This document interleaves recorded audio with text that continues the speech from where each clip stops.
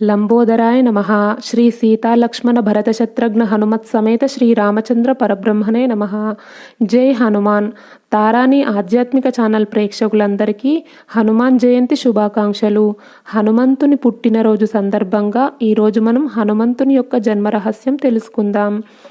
రామాయణంలోని కిష్కింధకాండలో రావణుడు సీతను ఎత్తుకుపోయాడు, సీతమ్మ లంకలోనే ఉంది అని సంపాతి ద్వారా తెలుసుకున్న వానరులు లంకకు వెళ్ళాలంటే దక్షిణ సముద్రాన్ని దాటాలి, ఎలా అని అందరూ వారి వారి బలాలను చెప్పుకుంటూ ఉన్నారు. కానీ హనుమంతుడు అతని బలాల గురించి ఒక శాపవశాత్తు మర్చిపోయాడు.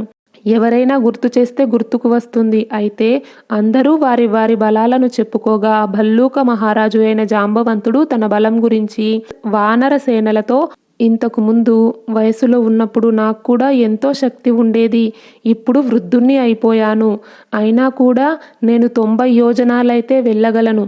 ఇంతకు ముందు మహాదాత బలి చక్రవర్తి యజ్ఞం చేసే సమయంలో శ్రీ మహావిష్ణువు ఈ విశ్వాన్ని తన పాదాలతో కొలిచే సమయంలో నేను ఆ విరాట్ పురుషునికి ప్రదక్షిణలు చేశాను. అదంతా వయసులో ఉన్నప్పుడు. ఇప్పుడు నేను వృద్ధుణ్ణి అయిపోయాను కదా, ఇప్పుడు నా శక్తి క్షీణించింది అనగానే వానర సేనా నాయకుడు అయిన అంగదుడు, ఓ భల్లుక రాజా, మీ గురించి నాకు తెలుసు, మీరు 100,000 యోజనాలు వెళ్ళగలరు, కానీ ఇప్పుడు తగిన సమయం కాదు. వృక్షానికి మూలం లాంటి నిన్ను మేము కాపాడుకోవాలి అనగానే, ఓ అంగద, నీవు మహారాజ కుమారుడివి, నిన్ను ఆశ్రయించుకొని మేము ఉన్నప్పుడే అన్ని పనులు సక్రమంగా చేసుకోగలుగుతాము అని జాంబవంతుడు పలుకగా అంగదుడు ఇలా అంటున్నాడు, నేను వెళ్ళకపోతే ఎవరూ వెళ్ళరు. సుగ్రీవుని ఆదేశాన్ని పూర్తి చేయక మనం కిష్కింధకు వెళ్తే అక్కడ కూడా మన ప్రాణాలకు రక్షణ ఉండదు. సుగ్రీవుడు మంచివాడే, కానీ కోపం వస్తే ప్రళయరుద్రుడు అవుతాడు. కాబట్టి సీతమ్మ జాడను తెలుసుకోవడానికి నీవేదైనా మార్గము తెలుపుము అని అంగదుడు జాంబవంతునితో అన్నాడు. అప్పుడు అంగదునితో, ఓ వీరా, సీతాదేవి జాడ తెలియడానికి ఏ ఆటంకం లేని ఉపాయం నేను ఒకటి చెప్తాను విను అనగానే ఆ సమయంలో హనుమంతుడు ఏకాంతంలో హాయిగా ఒక చోట కూర్చొని ఉన్నాడు. అతడు ఎంతటి దూరాన్ని అయినా లంఘించగలడు అని జాంబవంతుడు లక్షలాది వానరులు బాధలో ఉండడం గమనించి హనుమంతుణ్ణి ఇలా ప్రేరేపిస్తున్నాడు, ఓ ఆంజనేయ, నీవు వానరులందరిలో సాటిలేని వీరుడివి, అన్ని శస్త్రాలలో ఆరితేరిన వాడివి, నీవు ఏమీ మాట్లాడక మౌనంగా కూర్చొని ఉన్నావేంటి? ఓ పవనకుమారుడా, నీవు వానరరాజు సుగ్రీవుని అంతటి వాడివి, రామలక్ష్మణులతో సమానం, కశ్యప వినత సుతుడు అయిన పక్షిలోకానికి శ్రేష్ఠుడు అయిన గరత్మంతుడి అంత బలశాలివి. గరత్మంతుడు మహాసర్పాలను సముద్ర జలాల నుండి లాక్కొని పోవడాన్ని నేను చూశాను. అతని పరాక్రమంలో వేగంలో నీవేమాత్రం తీసిపోవు.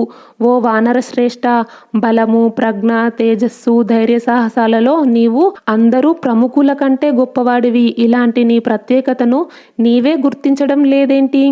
సముద్రాన్ని దాటడానికి సిద్ధంగా లేవేంటి? నీవు అప్సరసలలో శ్రేష్ఠురాలు అయిన పుంజికస్థల, ఆమెకి అంజన అనే పేరు, ఆమె కేసరి అనే వానరునికి పత్ని అయింది. ఆమె ముల్లోకాలలో అత్యంత అందగత్తె, అయినా కూడా ఆమె శాపం కారణంగా భూలోకంలో జన్మించింది. వానరరాజు అయిన కుంజరునికి ఈమె కూతురు. వానర స్త్రీ అయిన ఆమెకు ఇష్టరూపధారి శక్తి ఉంది. ఆమె ఒక సమయంలో అందమైన మానవ రూపాన్ని ధరించి అందమైన పూలమాలలను బంగారు ఆభరణాలను అమూల్యమైన పట్టు వస్త్రాలు ధరించి ఒక పర్వత శిఖరం మీద సంచరిస్తుంది. ఆమె ఎర్రని అంచులతో కూడిన పచ్చని వస్త్రాన్ని కట్టుకుంది, తలతలా మెరుస్తుంది. ఆమె మేలి ముసుగు లాంటి ఒక వస్త్రాన్ని వాయుదేవుడు అపహరించుకుపోయాడు. అప్పుడు ఎంతో అందమైన ఆ స్త్రీని వాయుదేవుడు అతని పొడవైన చేతులతో ఆమెను కౌగిలించుకున్నాడు. అప్పుడు మచ్చలేని ప్రవర్తన గల అంజన, పతివ్రతను నేను, నా సౌశల్యాన్ని భంగపరచడానికి పూనుకున్నావు, ఎవరు నీవు అనగానే వాయుదేవుడు, ఓ దేవి, నిన్ను నేను బాధింపను, నేను నిన్ను కౌగిలించుకున్నా నేను నిన్ను మానసికంగానే పొందితిని. పూజ్యురాలివి అయిన నీకు ఎలాంటి కలంకము అంటదు, కాబట్టి భయపడవద్దు. నీకు మహాపరాక్రమశాలి బుద్ధిమంతుడు అయిన కొడుకు జన్మిస్తాడు. అతడు ధైర్య సాహసాలు కలవాడు.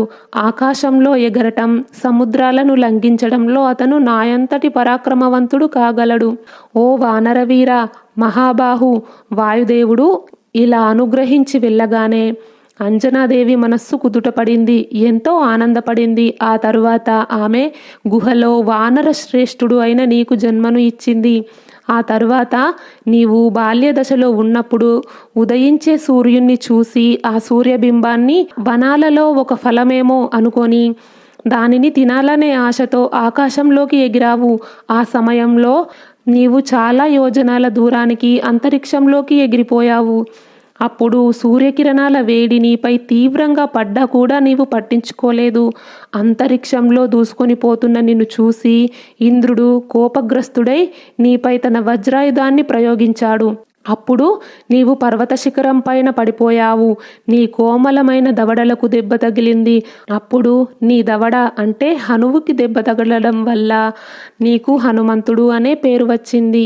ఆ తరువాత వివిధ వాసనలను తీసుకువెళ్లే శక్తి కల మహావృక్షాలు కూడా పెకిలించి వేయగల మహాబలుడు వాయుదేవుడు నీవు అట్లా గాయపడి ఉండటాన్ని చూసి ఎంతో కోపగ్రస్తుడు అయ్యాడు. వెంటనే ఆ స్వామి ముల్లోకాలలో గాలిని స్తంభింపజేశాడు.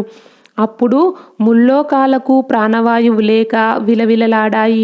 లోకపాలకులు సకల దేవతలు దిక్కుతోచని పరిస్థితిలో కోపంగా ఉన్న వాయుదేవుణ్ణి శాంతింపచేశారు. అప్పుడు స్వామి ఆ దేవతలను అనుగ్రహించాడు. అప్పుడు నీకు బ్రహ్మదేవుడు యుద్ధంలో ఎలాంటి ఆయుధాలతో కూడా మరణం రాదని వరమిచ్చాడు. ఆ తర్వాత ఇంద్రుడు కూడా నీకు వజ్రాయుధం తగిలినా ఏమీ కాకపోవటం చూసి సంతోషంతో నీకు స్వచ్ఛంద మరణం ప్రాప్తిస్తుందని, అంటే తను కోరుకున్నప్పుడే మరణం వస్తుంది అని వరమిచ్చాడు. ఓ మారుతి, నీవు కేసరి యొక్క భార్యయందు క్షేత్రజ్ఞుడవై జన్మించడం వల్ల అంతులేని పరాక్రమం కలవాడివి. నీవు వాయుదేవుని వరం వల్ల ఔరసపుత్రుడిగా జన్మించడం వల్ల నీవు వేగము, బలము, తేజస్సుతో వాయుదేవుడి అంతటి వాడివి. ఇలాంటి మహాత్ముని బలాన్ని నేను ఎంతని కొనియాడగలను? ఇది లోక కళ్యాణం కోసం చేసే మహాకార్యం. దీనిని సాధించడం కోసం నీవే సమర్థుడివి. నీవు అంజనాసుతుడివి, మా అందరికీ ప్రాణరక్షకుడివి నీవే. ఓ మారుతి, నీవు వామనావతారంలో మహావిష్ణువు విశ్వాన్ని కొలవడానికి విజృంభించినట్లు నీవు కూడా మహావేగంతో ఈ సముద్రాన్ని లంఘించడానికి విజృంభించు అని జాంబవంతుడు పలకగానే హనుమకి తన వేగంపై నమ్మకం ఏర్పడింది. వెంటనే ఆ మహాత్ముడు విషాదంలో ఉన్న వానర సైనికులకు ఉత్సాహం నింపడానికి తన అద్భుతమైన రూపాన్ని ప్రకటించాడు. జై హనుమాన్. ఈ వీడియో గురించి మీ అభిప్రాయాన్ని కామెంట్ బాక్స్లో తెలియజేయండి. ఈ వీడియో నచ్చితే లైక్ చేయండి, షేర్ చేయండి. తారాని ఆధ్యాత్మిక ఛానల్ని సబ్స్క్రైబ్ చేయండి. బెల్ ఐకాన్ గుర్తుపై క్లిక్ చేయండి. ఇంతవరకు ఈ వీడియో చూసినందుకు మీ అందరికీ ధన్యవాదాలు. లోక సమస్త సుఖినో భవంతు. కృష్ణార్పణం.